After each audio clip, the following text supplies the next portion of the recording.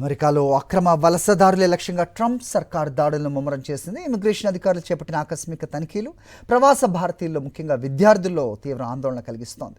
నిబంధనలకు విరుద్ధంగా పనిచేస్తారన్న ఆరోపణలతో ఇద్దరు భారతీయ విద్యార్థులను తాజాగా అదుపులోకి తీసుకోవడం కలకలం రేపుతోంది. భారతీయ విద్యార్థుల లక్ష్యంగా ఇమిగ్రేషన్ అధికారుల దాడులు జరుగుతున్నాయా? విదేశీ విద్యార్థులపై ట్రంప్ యంత్రాంగం నిఘా పెట్టిందా?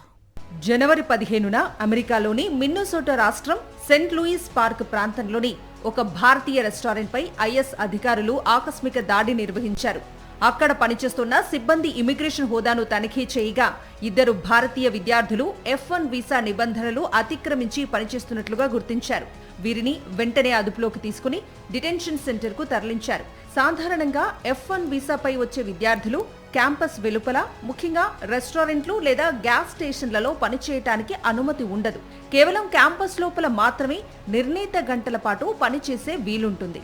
ఈ ఘటనపై సోషల్ మీడియాలో పెద్ద ఎత్తున చర్చ జరుగుతోంది. ట్రంప్ ప్రభుత్వం వచ్చిన తర్వాత నిఘా పెరిగిందని, నిబంధనలు అతిక్రమిస్తే వీసాల రద్దుతో పాటు శాశ్వతంగా దేశం నుంచి బహిష్కరించే ముప్పుందని అధికారులు హెచ్చరిస్తున్నారు. ముఖ్యంగా తెలుగు రాష్ట్రాల నుంచి వెళ్లిన విద్యార్థులు జాగ్రత్తగా ఉండాలని నిపుణులు సూచిస్తున్నారు.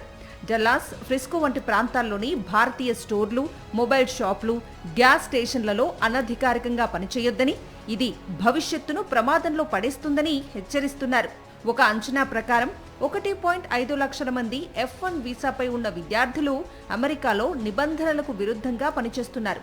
వారిలో 4,359 మంది వీసాలను ఇప్పటికే రద్దు చేసింది అమెరికా. ఉన్నత చదువుల కోసం వెళ్లిన విద్యార్థుల్లో 70% మందికి గడిచిన 2 ఏళ్లుగా ఉద్యోగాలు లభించడం లేదు. వీరంతా ఓటీపీపై ఉండి రెస్టారెంట్లు, గ్యాస్ స్టేషన్లలో పనిచేస్తున్నారు. తాజాగా ఐఎస్ అధికారుల దాడులతో వారిలో కలవరం మొదలైంది.